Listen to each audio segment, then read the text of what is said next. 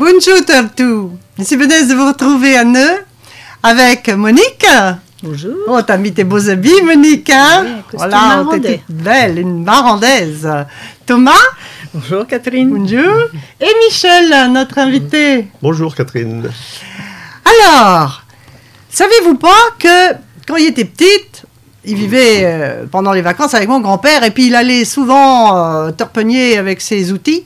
Puis il disait, oh là, ce manche qui branlicote là, qui branle, faut qu'il y répare, hein. Branler. Branler, on veut dire osciller, bouger doucement. Et justement, branlicoter, branlocher, eh ben, on s'utilise toujours aujourd'hui. Mais savez-vous pas qu'on vient tout simplement d'un pas de danse? D'un pas de danse et qui a donné son nom à la danse célèbre, donc du branle. Voilà, ça a même donné en français ébranler, hein, qui veut dire bouger en tombant. Voilà. Donc, y allons causer à Neu des danses traditionnelles. Alors, la danse, c'est un art très très ancien, bien sûr. Alors, y allons nous cantonner, bien sûr, à notre grande région de Poitou. Et il faut savoir que dès le XIIIe siècle, hein, les danses en Poitou étaient très célèbres parce qu'il y avait tout plein de bons danseurs et puis tout plein de bons musiciens. Et on avait des danses de cour que s'appelions les basses danses. Et les basses danses, on les des danses avec des pas glissés, à l'opposé des hautes danses qui sont avec les pas sautés. Et donc, jusqu'au XVe siècle, on avait véritablement de la différence entre les danses de cour et puis les danses des paysans, les danses traditionnelles. Les premiers traités de danse apparaissent au XVe siècle. Mais on est surtout au XVIe siècle, à cause des guerres de religion, que tout ça, on va se mêler. Et donc, les danses des paysans vont rentrer à la cour. Et les danses de cour vont aller sur les parvis des églises. Et tout le monde, tout ça, ça va se mélanger. Et on va pratiquer toutes sortes de danses, surtout à l'occasion des fêtes comme la Saint-Jean, mais aussi à Noël, où on dansait jusqu'au bout de la nuit, partout. Et c'est à cette période-là qu'apparaît le premier grand traité autour de la danse qu'on appelle l'orchésographie. Et il a été publié par Thoineau Arbeau en 1588. Et c'est un traité dans lequel on trouve non seulement tous les pas de danse codifiés de cette époque-là, mais aussi la façon de s'habiller, la façon de se tenir et aussi les morceaux de musique. Or, la première des danses que décrit Thoineau Arbeau, c'est le branle du Poitou. Le branle du Poitou est très très célèbre partout en France. Et donc, nous allons parler évidemment de ce branle du Poitou. Le branle du Poitou va après progressivement être même importé à la cour. Par exemple, sous Louis XIV, il va donner naissance tout simplement au menuet du Poitou, ce qu'on appellera le menuet du Poitou, le menuet poitevin, puisqu'on le trouve par exemple à la fin du divertissement qui était donné en 1670 pour Louis XIV, à la suite du bourgeois gentilhomme, eh bien on trouve dans le ballet des nations le menuet poitevin qui vient tout simplement du branle du Poitou. Alors, avec moi, évidemment, j'ai amené des spécialistes des danses et traditionnelles en particulier. Et donc, nous sommes allés filmer une répétition des Noceux du Marais à Saint-Hilaire-la-Palud. Alors, c'est une répétition, bien sûr, hein. On l'a dos anciens, on l'a dos nouveaux, on l'a dos gens que ne savons pas du tout danser, et puis on l'a dos gens que ne savons pas danser, hein, y allons causer, évidemment. Alors, y allons voir plusieurs extraits de danse, évidemment. On va commencer peut-être par montrer donc un extrait du branle du Poitou tel qu'il se danse aujourd'hui en répétition, on va dire. Donc, ce branle du Poitou, là, que l'on danse, a pas grand-chose à voir des fois avec les anciens branles que l'on utilisait autrefois, et même par rapport à il y a une trentaine d'années où lorsque j'ai commencé à danser, eh bien les branles du Poitou c'était juste branle double à gauche, branle double à droite, alors que celui-ci qui est apparu à peu près dans les années 2000, début des années 2000, cette chorégraphie là qui a été plus ou moins proposée dans nos balles folk, où on a une première partie avec 3 pas sur la gauche et puis un simple sur la droite, et puis ensuite qui est refait 4 fois, et ensuite la deuxième partie où on a double à gauche, double à droite et 4 simples. Merci voilà. Michel pour ces explications très précises. Alors effectivement, lors de cette répétition, on a essayé de danser des branles simples, des branles doubles. Il faut savoir que c'est donc une des danses les plus anciennes. Alors, il y a des danses anciennes qui ont disparu, qu'on pratique pas, comme l'allemande, les gaillardes, les pavanes, les sarabandes, tout ça. Ces danses-là, en fait, ce sont des danses de la Renaissance qui se pratiquent dans le cadre, effectivement, de bals de la Renaissance, mais pas dans nos danses traditionnelles, Michel. Voilà. Par contre, on trouve dans nos danses traditionnelles, par exemple, l'avant-deux. Alors peut-être on peut essayer de voir un extrait de l'avant-deux. Donc les avant-deux, la plupart des danses donc en quadrette comme ça sont des influences sorties des influences des quadrilles et des contredanses françaises. Dans cette contredanse française et les quadrilles, il y avait une figure qui s'appelait l'été et l'avant-deux, et qui donc sont venus dans le milieu populaire dans les environs de la fin du 19e siècle pour avoir donné cette forme que l'on a, où les gens ont adapté dessus les avant-deux donc un pas de branle, puisqu'en fait le pas, une série de 4 pas courus plus et un pas levé, donc ça donne donc un pas de branle, et les annonces que l'on a gardées, les annonces des quadrilles. Les quadrilles, surtout dans le quadrille français, les figures étaient annoncées. Donc les avant-deux, les traversées, tout ça. Oui, c'est pour ça qu'on entend Thomas dire « Et en avant-deux !» C'est ça. C'est ça. Et c'est Thomas qui joue de l'accordéon, évidemment, pendant les répétitions. Il sait tout faire, Thomas. C'est formidable.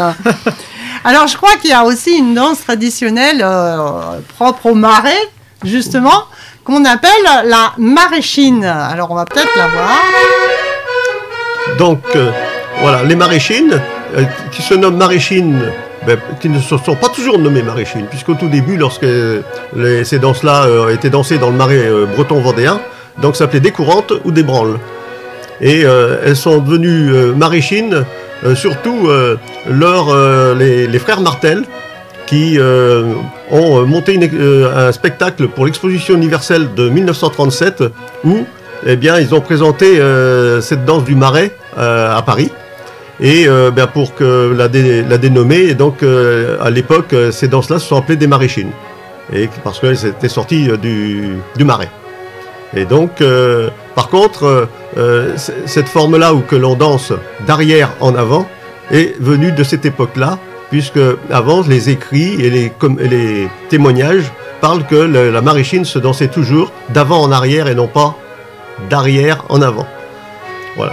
Pour juste une histoire de culte solaire de l'époque, de mythes ancestral. Donc la maraîchine, voilà, c'est pour ça qu'ils l'ont présenté comme ça. Et ensuite, au niveau du pas, ce sont des pas de branle. Ce sont des pas de branle, un pas de branle avant, un pas de branle en arrière, 1, 2, 3, 4 lève, 1, 2, 3, 4 lève.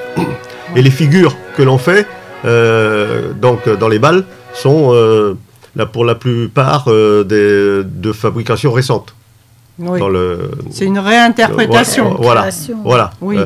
Parce qu'il y a tout un tas de variations. Oui, il y a le pas de base. Après, récentes, on peut parler de récentes des années 70 ou 60. D'accord. Voilà. En fait, comme ça a été collecté de bonne heure, surtout entre deux guerres, entre 1914 et 39. Les premiers groupes folkloriques se sont créés et ont amené donc ces figures-là. Donc on collectait et puis on gardait ce qu'ils voulaient bien. Et donc on conservait après dedans ce qu'ils voulaient bien conserver. Et puis en présentant dans les spectacles, ça a donné donc un certain nombre de figures qui sont revenues dans le milieu populaire pour pouvoir agrémenter les balles plus tard. Mais oui, voilà. Parce qu'on dansait beaucoup. Voilà. Et à l'origine, la maraîchine se dansait soit en ligne, il y avait des danses en ligne, des danses à 3, des danses à 2, et un certain nombre, quand je les ai commencés, on les dansait à 2, il y a une trentaine d'années, quand j'ai commencé, on les dansait à 2, et en fait, on dansait sur place. C'est-à-dire qu'il n'y avait pas d'avance, recul, et par contre, je les ai faites commencer en commençant les maraîchines en avançant. Un pas en avant, un pas en arrière, un pas en avant, un pas en arrière, et donc c'était à 2 avec un tourné sur la deuxième partie. Et aujourd'hui, en balle, on n'a plus conservé que la forme en rond, où on fait un recul avancé, donc qui date de cette époque. Très bien, merci. Ouais. Et alors, peut-être, on va avoir un dernier extrait. On y reviendra, bien sûr. On fera d'autres émissions sur les danses. On va peut-être voir une dernière danse que nous avons fait à cette répétition, la varsovienne, je crois. Donc, les varsoviennes sont très cousines des mazurkas. Les mazurkas sont des danses qui sont arrivées de Pologne dans les années 1850, même si on a des témoignages de danses de mazurkas en 1830 à Paris. Et donc dans les années 1850 sont arrivées la mazurka et ensuite la varsovienne qui est très cousine avec la mazurka et qui donc elle par contre elle s'est appelée varsovienne, valsevienne, tout simplement parce que c'était des danses où à l'origine on mettait donc des pas de mazurka dessus et agrémenté soit de pas de polka, soit de pas de valse. Donc il y avait ce qu'on appelle aujourd'hui des mazurka valses, à l'origine étaient des varsoviennes.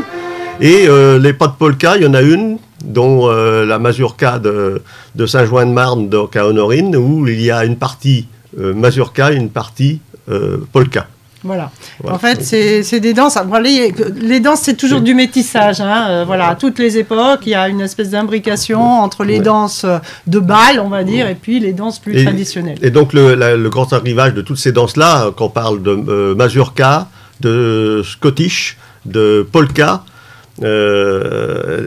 et la valse, sont arrivés, c'est surtout l'ère industrielle, et donc la propagation via les grands groupes, Strauss en particulier, qui faisait le tour de l'Europe et qui a amené toutes ces danses. Après, on va pas rentrer, on va se limiter à nos danses traditionnelles. En tout cas, toi, Michel, tu fais danser aussi dans ton atelier. Oui, donc j'ai un atelier à Prin-des-Ronçons qui date de 1989. Voilà. Et toi, c'est le jeudi. Et c'est le jeudi toutes les 2 semaines. Voilà. Et alors, Monique, toi, ton atelier, donc que nous venons de voir. C'est une répétition du groupe, là. C'est pas un atelier. Oui, c'est le groupe. Parce que dans les ateliers, le but, c'est pas de faire des spectacles, tandis que nous, dans le groupe folklorique, on fait des représentations à la demande ou dans nos propres fêtes. Voilà. Comme par exemple les petits marchés à l'ancienne, 2 fois pendant l'été, une fois au mois de juillet, une fois au mois d'août à Saint-Hilaire-la-Padue. Et puis on a aussi une reconstitution d'une noce en barque comme au 19e siècle, en principe l'après-midi du 14 juillet. D'accord. Très bien. Et puis, alors, je crois qu'on danse aussi beaucoup dans la région. Il y a plein d'autres ateliers de danse qu'on pourrait citer. Il y a des ateliers comme celui de Michel, à Salles-sur-Mer, le mardi soir, à Aigrefeuille, le jeudi soir, aussi toutes les semaines. Il y a le groupe Les Étournias qui doit avoir 2 soirs de répétition pour tout public par semaine. À Puyles-Bourreau. Il y a les Virounou, les Virounou d'Aubief. Alors à Saint-Symphorien en Deux-Sèvres, les Virounou d'Aubief le jeudi soir aussi. Et Folcavoine à Noron. À Niort, Noron. À Niort. Toutes les 2 semaines. Et à Échiré, il y a. À Échiré le mercredi soir, c'est toutes les semaines. Oui, toutes les 2 semaines. Toutes les 2 semaines aussi. Voilà, donc on danse. un petit échantillonnage. Il y en a aussi dans le sud Vendée, Bien avec sûr. Dactrad et beaucoup d'autres. En fait, on danse beaucoup. Et il faut savoir On que les danse danses traditionnelles sont très vivantes et il y a beaucoup de monde. Oui. Et on danse, bien sûr, on a toujours dansé depuis le 15e siècle, hein, au son des hautbois, des cornemuses, des musettes, des flûtes et aujourd'hui de l'accordéon diatonique aussi. Mais voilà, on danse encore au son de ces instruments-là et on chante aussi parce que ces danses sont souvent chantées. Hein, Il y a beaucoup de jeunes. Faut pas croire que c'est que pour les Non, non. anciens, contrairement aux musettes. Il y a beaucoup de C'est jeunes. dans les balles intergénérationnel, c'est Ouais. ça qui est formidable, Ouais. c'est qu'il y a vraiment Parce que toutes c'est les très générations. vivant comme danse. Très dynamique. Donc, Ouais. c'est ça. Et, Ça attire. et peut-être justement, Thomas, tu peux nous parler Oui, alors, du répertoire. Voilà, qu'on alors peut pour retrouver. les musiciens que ça intéresse, comme moi, vous avez un grand collectage qui se fait en Vendée. Surtout. Voilà, un collectage de danse et de partitions. Dans le livre, on retrouvera, vous voyez, des partitions avec l'explication des danses. Il y a des photographies aussi, plus ou moins d'époque. Et il y a les explications, un peu l'historial de la danse et la façon dont elle est faite et les partitions pour pouvoir les jouer. Parce que c'est pas toujours évident de retrouver des partitions de ces danses anciennes. Alors, c'est toute une série de livres. Alors, ça sort... Il y en a une vingtaine. Je tous suis les pas sûre mois, qu'il y ait tu sais une vraie plus. régularité. Non, c'est peut-être 2 par an. 2 ou 3 Donc il y en par a an. 20 qui sont sortis, donc je vous en ai amené 3. Les 3 premiers en tout cas, vous n'avez pas le petit symbole maintenant, tout est moderne, hein, pour scanner avec votre téléphone, vous pouvez entendre le son, voilà, il y a un petit carré là à mon doigt, en haut, qui vous permet avec le téléphone d'avoir la mélodie, de savoir à quoi ça ressemble pour pouvoir la jouer. Et c'est coédité par Vendée Patrimoine, l'école départementale de musique traditionnelle de Vendée, avec Art Expo, Dactrad et les Joyeux Vendéens. Merci Thomas. Eh bien, je crois que c'est l'heure déjà de nous quitter. Donc, surtout, venez nous retrouver le dimanche 27 mars à Noyer-d'Aunis pour une causerie patoisante. La recette sera au chapeau et les dons récoltés iront pour soutenir les Ukrainiens. C'est Solidarité Ukraine. Et parce que nous pensons très fort à eux qui se battent non seulement pour leur langue, leur tradition, mais surtout pour leur vie. À Bétou. J'ai fait. Au revoir.